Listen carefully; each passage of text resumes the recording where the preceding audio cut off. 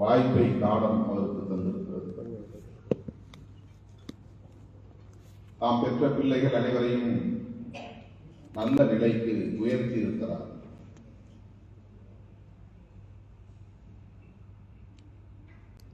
நான்கு பேர் பாராட்டக்கூடிய அளவுக்கு பிள்ளைகளை ஆளாக்கி இருக்கிறார். பொது வாழ்வில் ஈடுபடக்கூடிய பக்குவத்தை உருவாக்கி இருக்கிறார். இளங்கோவர்கள் திராவிடர் கழகத்திலே துணைத் தலைவராக பொறுப்பேற்று பணியாற்றக்கூடிய அளவுக்கு ஒரு ஈடுபாடு அவருக்கு கிடைக்கிறது. அதே போல மறைந்த ஸ்ரீ அண்ணன் எம்ஜி பண்டிதன் அவர்களோடு இருந்து மக்கள் பணி ஆற்றக்கூடிய ஒரு ஈடுபாடு செங்குட்டுவன் அவர்களுக்கு கிடைத்திருக்கிறது, இருந்திருக்கிறது. இதற்கு மறைந்த ஐயா பெரியவர் வீரன் அவர்களின் பொது வாழ்க்கைதான், இந்த பொது வாழ்வில் இருந்த ஈடுபாடுதான் காரணமாக இருக்க முடியும். அவருடைய குடும்பத்தையும் தாண்டி இங்கே பல தோழர்கள், நம்முடைய ரத்தோஸ்ரீ அவர்கள் உட்பட அவரை இங்கே பெருமிதத்தோடு நினைவு கூர்ந்தார்கள்.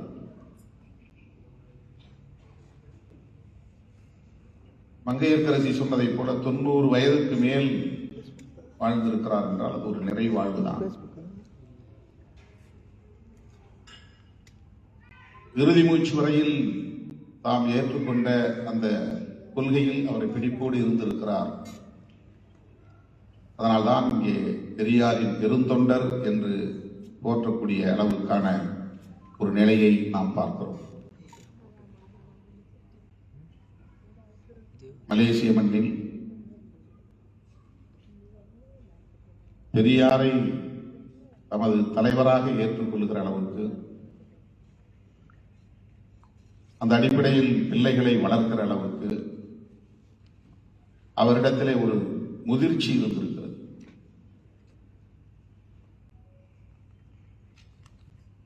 பெரியார் மட்டுமின்றி புரட்சியாளர் அம்பேத்கர் அவர்களின் கொள்கைகளிலும் அவருக்கு ஈடுபாடு உண்டு என்பதை இங்கே தோழர்கள் எடுத்துச் சொன்னார்கள். பெரியாரும் அம்பேத்கரும் வெவ்வேறு பகுதிகளில் பிறந்தவர்கள், வெவ்வேறு காலங்களில் பிறந்தவர்கள் என்றாலும் கூட அந்த இரண்டு பெரும் மாமனிதர்களும் ஒரே திசை வழியில் பயணித்தவர்கள்,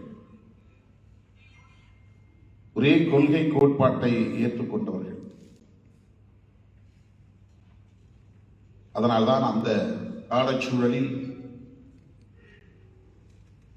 அம்பேத்கர் அவர்களை அடையாளம் கண்டு அவரோடு ஒரு நெருக்கமான உறவை பெரியார் ஏற்படுத்திக் கொண்டார். தமிழ்நாட்டுக்கு வரும்போதெல்லாம் பெரியாரை சந்திக்கிற அளவுக்கான உறவு இரண்டு பேருக்கும் இடையிலே இருந்தது. இன்றைக்கு மியான்மர் என்று அழைக்கப்படக்கூடிய அன்றைய பர்மாவில் நடைபெற்ற பௌத்த சங்க மாநாட்டில்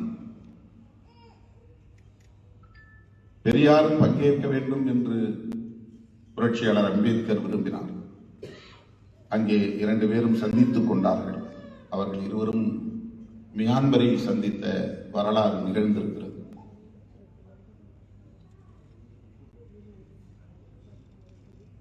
புரட்சியாளர் அம்பேத்கர் அவர்கள் பௌத்த மதத்தை தழுவுகிற போது பெரியாரும் அப்படி மதம் மாற வேண்டும் என்று தனது விருப்பத்தை பெரியாருக்கு சொன்னவர் புரட்சியாளர் அம்பேத்கர் அவர்கள். பெரியார் சொன்னார், நான் அப்படி மாறி போனால் இதில் உள்ள பாகுபாடுகளை என்னால் விமர்சிக்க முடியாமல் போய்விடும். இந்து மதத்தில் சாதியின் பெயரால் நடக்கிற கொடுமைகளை எதிர்க்க முடியாமல் போய்விடும். எனவே நான் அந்த முடிவை எடுக்க விரும்பவில்லை என்று அறிவித்தவர் தந்தை பெரியார். ஆனால் அத்தோடு அவர் நின்றுவிடவில்லை. தமிழ்நாட்டை சார்ந்த மக்களை, தீண்டப்படாத சமூகத்தை சார்ந்த மக்களை அம்பேத்கர் எடுத்த முடிவுக்கு ஆதரவாக நில்லுங்கள், அவரை போல் நீங்களும் பௌத்தத்தை தழுவுங்கள் என்று சொன்னவர் தந்தை பெரியார். இரண்டு தலைவர்களுக்கும் என்ன ஒற்றுமை என்றால், பலரும் தவறாக புரிந்து கொண்டு விமர்சித்துக் கொண்டிருக்கிறார்கள். பெரியாரை வெறும் கடவுள் மறுப்பாளராக மட்டுமே பார்க்கிற பார்வை இருக்கிறது. அது உண்மை அல்ல. தந்தை பெரியார் இந்த சமூகத்தில் காலம் காலமாக புரையோடி கிடக்கிற சமூக கொடுமைகளை எதிர்க்க போராடினார். அதே அடிப்படையில் அந்த சமூக கொடுமைகளை எதிர்த்து போராடியவர்தான் புரட்சியாளர் அம்பேத்கர்.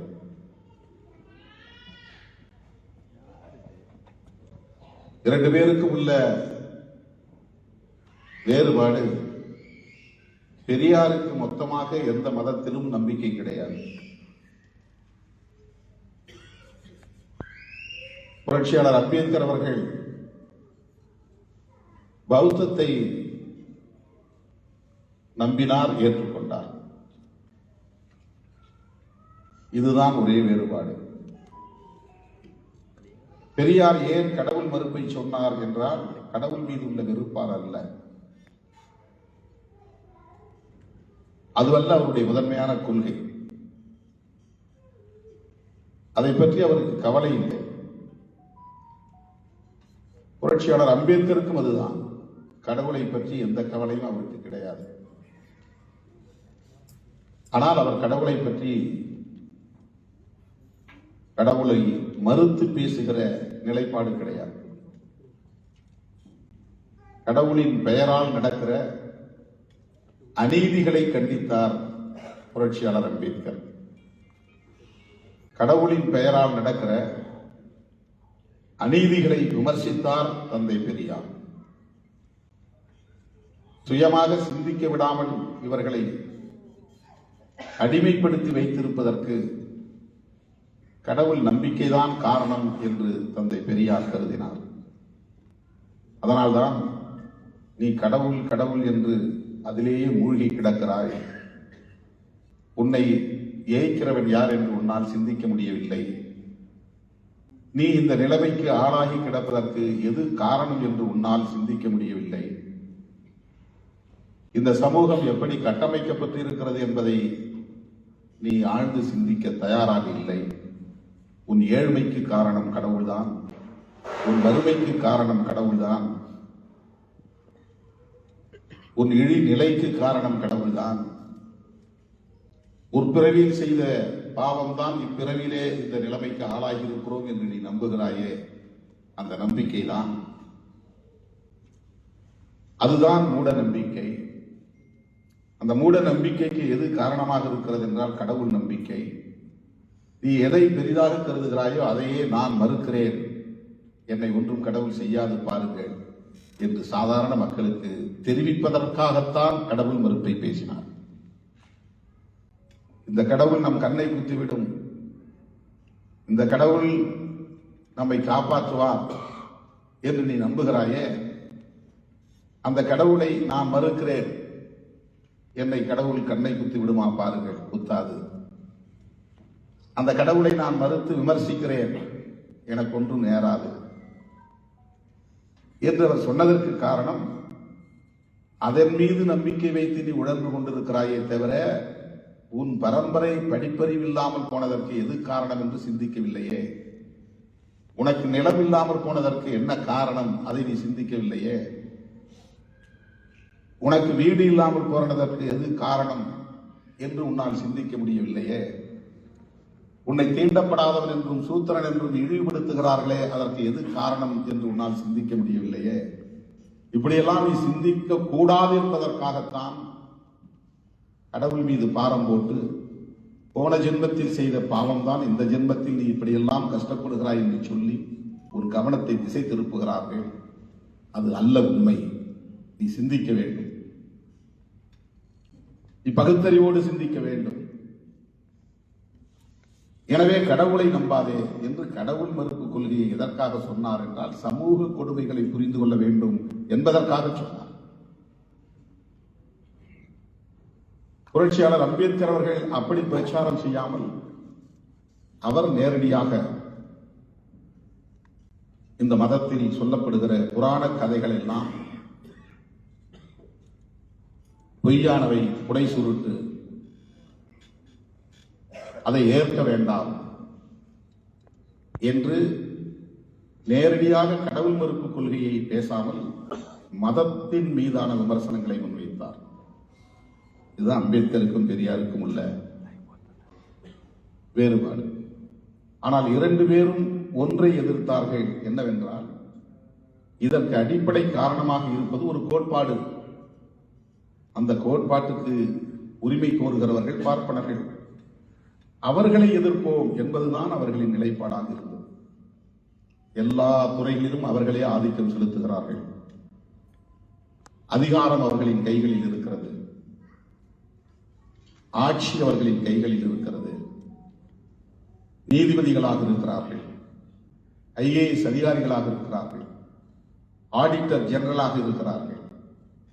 நிலவுடம் அவர்களின் கைகளில் இருக்கிறது. அவர்களுக்கு உடல் உழைப்பு கிடையாது, ஏரோட்டுவதில்லை, நாற்று நடுவதில்லை, எந்த உற்பத்தியிலும் ஈடுபடுவதில்லை. ஆனால் அவர்கள் நிம்மதியாகவும் சுகமாகவும் வாழுகிறார்கள். இதை தகர்க்க வேண்டும் என்றுதான் காங்கிரஸ் கட்சி விட்டு வெளியேறுகிறார். பெரியார் காங்கிரஸ் கட்சியில் சேர்ந்து பணியாற்றி அந்த அனுபவத்திலிருந்து வெளியேறுகிறார். புரட்சியாளர் அம்பேத்கர் காங்கிரஸ் கட்சியில் சேரவே இல்லை. தொடக்கத்திலிருந்தே வெளியில் இருந்தவர், அதை எதிர்த்தவர், அதை விமர்சித்தவர். 1925 தான் பெரியார் காங்கிரஸை விட்டு வெளியே வந்து தனியே ஒரு இயக்கம் அமைக்கிறார். பெரியார் பெரிய செல்வந்தர் குடும்பத்திலே பிறந்தவர், ஏழை குடும்பம் அல்ல. பெரியார் சமூக அந்தஸ்துள்ள ஒரு குடும்பத்திலே பிறந்தவர், தீண்டப்படாத சமூகத்தை சார்ந்தவர் அல்ல. பெரியாருக்கு தீண்டாமை கொடுமை எதுவும் கிடையாது. அம்பேத்கருக்கு தீண்டாமை கொடுமை இருந்தது. பெரியாரிலே சமூகத்தில் மிகப்பெரிய மரியாதை உண்டு. அவருடைய தந்தை கோவிலில் தர்மகர்த்தாவாக இருந்தவர். அவரே பல கோவில்களில் தர்மகர்த்தாவாக இருந்தவர் தான் பெரியாரே. ஏக்கர் கணக்கிலே அவருக்கு நிலம் இருந்தது. அம்பேத்கருக்கு அப்படியெல்லாம் நிலம் புலம் கிடையாது. அம்பேத்கர் தீண்டாமை கொடுமையை எதிர்த்து போராடுவதற்கு ஒரு கம்பல்ஷன் இருந்தது, ஒரு தேவை இருந்தது, நிர்பந்தம் இருந்தது. பெரியாருக்கு அப்படி ஒரு நிர்பந்தமே கிடையாது. அவர் பணத்திமரோடு வாழ்ந்திருக்க முடியும். அவ்வளவு சொத்து, பல தலைமுறைக்கு பயன்படக்கூடிய அளவுக்கு சொத்து. சாதி திமிரோடு வாழ்ந்திருக்க முடியும். நாயக்கர் சமூகத்தை சார்ந்தவர். ஆகவே அவர் சமூக கொடுமைகளை எதிர்த்து போராட வேண்டிய தேவையில்லை. தீண்டாமையை எதிர்த்து போராட வேண்டிய தேவையில்லை. பார்ப்பனர்களோடு சமரசம் செய்து கொண்டால் எந்த பதவிக்கும் அவரால் போயிருக்க முடியும். மிக உயர்ந்த இடத்திற்கு கூட போயிருக்க முடியும். ஆனால் அவர் செல்வந்தர் குடும்பத்தில் பிறந்திருந்தாலும், சமூக அந்தஸ்துள்ள ஒரு சாதியிலே பிறந்திருந்தாலும், இந்த அநீதிகளை எதிர்க்க வேண்டும் என்பதற்காக புரட்சியாளர் அம்பேத்கர் அவர்களைப் போல சாதி ஒழிப்புக்காக களத்தில் இறங்கியவர். அவருடைய நோக்கம் சாதி ஒழிப்பு தான். சாதியை ஒழிக்க வேண்டுமானால் என்ன செய்ய வேண்டும்? படிப்பறிவில்லாத மக்களுக்கு படிப்பு வேண்டும். கல்வி இல்லாததால் தான் இவர்களுக்கு இந்த சமூக அமைப்பை பற்றி புரிந்து கொள்ளுகிற திறன் இல்லை. சமூக அநீதியை பற்றி புரிந்து கொள்ளுகிற ஆற்றல் இல்லை. கடவுள் நம்பிக்கை என்கிற பெயரால் இவர்கள் தங்களின் மேம்பாட்டுக்கான எந்த முயற்சியிலும் ஈடுபடவில்லை. எல்லாம் கடவுள் பார்த்துக் கொள்வார் என்று போய் வீழ்ந்து கிடக்கிறார்கள். ஆகவே இவர்களுக்கு கல்வி தேவை. கல்வி தேவை என்றால் எப்படி? ஏற்கனவே படித்தவர்களுக்கும் பல தலைமுறைகளாக படிக்காமல் இருந்தவர்களுக்கும் இடையிலே எப்படி போட்டி நடந்தால் இவர்கள் அந்த வாய்ப்பை பெற முடியும். காம்படிஷன் நடக்கும். 100 சீட் இருக்கு, 10,000 பேர் விண்ணப்பம் செய்யறான். அந்த 100 பேர்ல யார் சிறப்பான தகுதி உள்ளவர்களோ அவர்களுக்கு தான் 100 பேருக்கு வாய்ப்பு கிடைக்கும். மிச்சம் 9,900 பேரை ஃபில்டர் பண்ணும், வெளியேற்றணும். அந்த காம்படிஷன்ல இவர்களால் போய் பங்கேற்க முடியாது. அப்பா படிக்கவில்லை, தாத்தா படிக்கவில்லை, கொள்ளு தாத்தா படிக்கவில்லை, அவருக்கு முந்தைய தாத்தாவும் படிக்கவில்லை. பெண்கள் சொல்லவே வேண்டாம், எந்த சாதி பெண்களும் படிக்க வாய்ப்பில்லை. கல்வி மறுக்கப்பட்டிருந்த காலம். ஆகவே பல தலைமுறை படித்த பிள்ளைகள், படித்த குடும்பத்தை சார்ந்த பிள்ளைகளோடு காலமெல்லாம் கல்வி வாசனையே அறியாத குடும்பத்தை சார்ந்த பிள்ளைகள் எப்படி போட்டி போட்டு கல்வியில் இடம்பெற முடியும்? ஆகவே அதற்கு ஒரு வழிமுறை கண்டார்கள். அதுவும் ஏற்கனவே நடைமுறையில் இருந்த ஒன்றுதான். அதுதான் சமூக நீதி, இடஒதுக்கீடு. அரசமைப்பு சட்டத்திலே முதல் திருத்தத்தை, இந்திய அரசமைப்பு சட்டத்திலே முதல் திருத்தத்தை கொண்டு வருவதற்கு தந்தை பெரியாருடைய போராட்டம் தான் முதன்மையானதாக இருந்தது. இடஒதுக்கீடு, எளிய மக்களுக்கு இடஒதுக்கீடு வேண்டும், அதுதான் சமூக நீதி. காலம் காலமாக கல்வி மறுக்கப்பட்ட குடும்பங்களை சார்ந்த பிள்ளைகளுக்கு கல்வியிலே ஒதுக்கீடு வேண்டும், முன்னுரிமை வேண்டும், பிரிஃபரன்ஷியல் ரைட், அதுதான் ரிசர்வேஷன். மகாத்மா ஜோதிபா புலே அவர் தலித் சமூகத்தை சார்ந்தவர் அல்ல. ஆனால் பழங்குடி மக்களுக்கு, டிரைபல் சமூகத்தை சார்ந்த மக்களுக்கு, பிள்ளைகளுக்கு, குறிப்பாக பெண் பிள்ளைகளுக்கு, அவருடைய கணவர் பெயர் மகாத்மா ஜோதிபா புலே. இந்தியாவில் இன்னைக்கு சமூக நீதி பற்றி முதல்ல பேசுறோம்னா அதற்கு அடித்தளம் அமைத்தவர் மகாத்மா ஜோதிபா புலே. புரட்சியாளர் அம்பேத்கருடைய வழிகாட்டி என்று சொன்னால் அது வரலாற்று உண்மை. அந்த சமூக நீதிக்காக குரல் கொடுத்தவர் தான் தந்தை பெரியார். எளிய மக்கள் கல்வி பெற வேண்டும், அவங்களுக்கு ரிசர்வேஷன் ஒதுக்கு. தன்னுடைய 94 வயது முடிந்து 95 வயது வரையில், 1973 வரையில் கடைசி நேரத்தில் கூட அவர் பேசின பேச்சு எளிய மக்களின் மேம்பாட்டுக்கான பேச்சு, சாதி ஒழிய வேண்டும் என்பதற்கான முறை. அவருக்கு சிறுநீரகம் பழுதடைஞ்சு போச்சு. அவருக்கு முறையா சிறுநீர் கழிக்க முடியாது.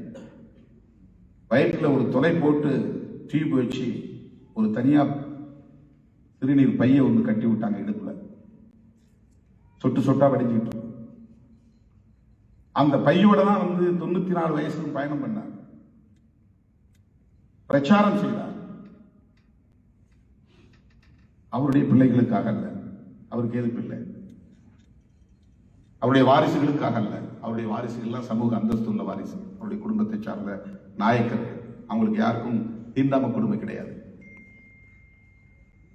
அவருடைய குடும்பத்தை சார்ந்த யாரும் ஏழ்மையில் கிடையாது, வறுமையில் கிடையாது. அப்ப அந்த கடைசி மூச்சு வரையில் அவர் யாருக்காக பயணம் செய்தார்? அந்த சிறுநீர் பையை சுமந்து கொண்டே ஒரு வாலியை வச்சுக்குவாங்க. அந்த பைய வாலியில் தான் போட்டுவாங்க. ஒரு லுங்கியை கட்டிக்குவாங்க. அந்த லுங்கிக்கு இடையில சிறுநீர் பையை தொங்கிட்டு ஓய்வெடுக்க விரும்பவில்லை.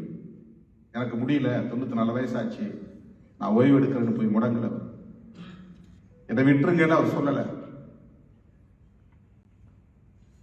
சென்னையில் டி நகரில் கடைசியாக அவர் அங்கேதான் உரையாற்றினார். கடவுள் இல்லை என்று சொல்வதற்காக அவர் இயக்கம் நடத்தவில்லை, அதை புரிந்து கொள்ள வேண்டும்.